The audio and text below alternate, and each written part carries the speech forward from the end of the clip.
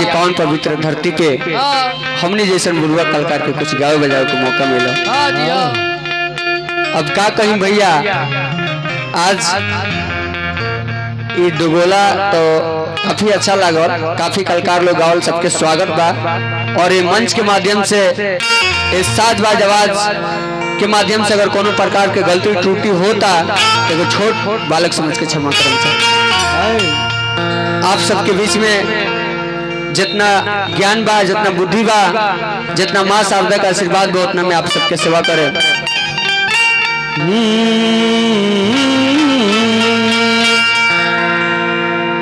किशोर के सरिता माई ताल के तलैया,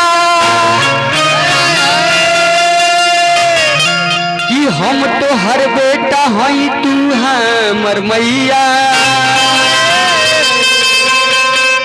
हे बलका नदन पर ध्यान माई देगा, कि हम पतवार हई तू हमर मैया। चलिए बोले दारी से सेवा भाव लगता है। विशाल गगन जी गाना गावे नहीं कि अवतार कोई के नौकरिया, अरे अवतार कोई के नौकरिया, कि जाके कीन ली हो तू बजरिया। कुसुमरम सड़िया राजा जी, ब्लाउज गोरिया राजा जी।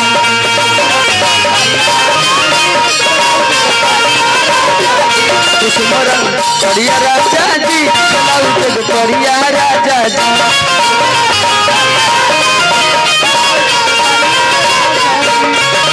अवतार कोई के नौकरिया, अवतार कोई के नौकरिया, जग कीन ली हो तू बजरिया। कुसुमरम सड़िया राजा जी, ब्लाउज गोरिया राजा जी।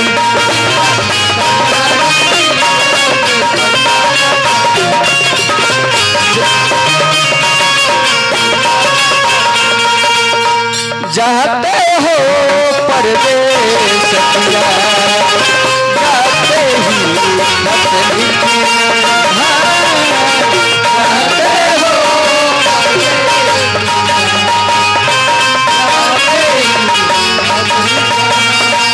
लिखा में जो खत जो तुम्हें, लिखा में जो खत जो तुम्हें, आते ही खत लिखना है। जाते हो परदेश किया, जाते ही खत लिखना है।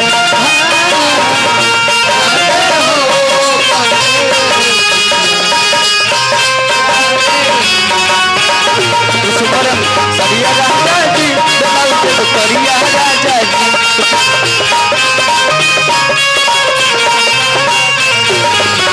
और का कहती औरत के लग रहे तो आराम आराम से। लाली रे पलंगिया से जिया डसही, सड़िया सिल्क वाला इन्हीं झमका।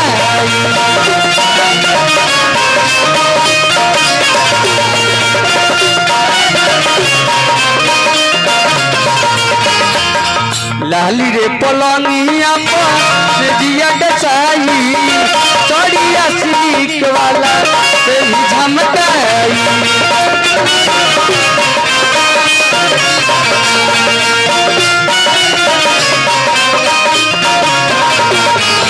हो खिसकारा जड़िया, हो खिसकारा जड़िया, लगल हो के अरिया अरिया। कुसुमरम सड़िया राजा जी, ब्लाउज गोरिया राजा जी।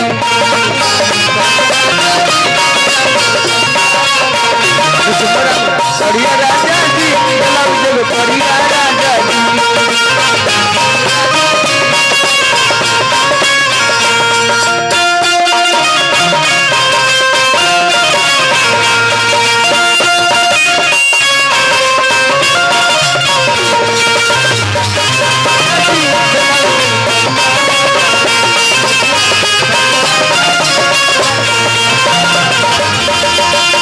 गाना के अंतिम लाइन चलता है।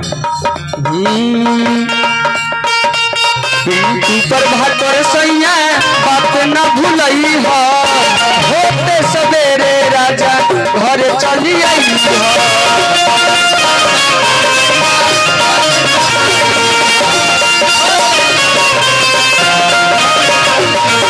पिंटू पर भाकर सैया बात न भूलई हो होते सवेरे राजा घर चली आई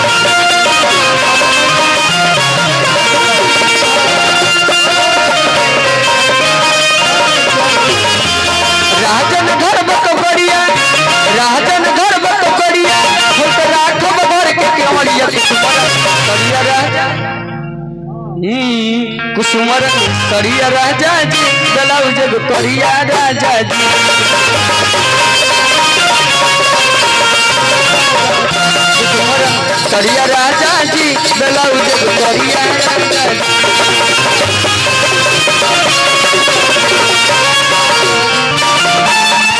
चलिए अब एगो छठ गीत अब एक बाद से सेवा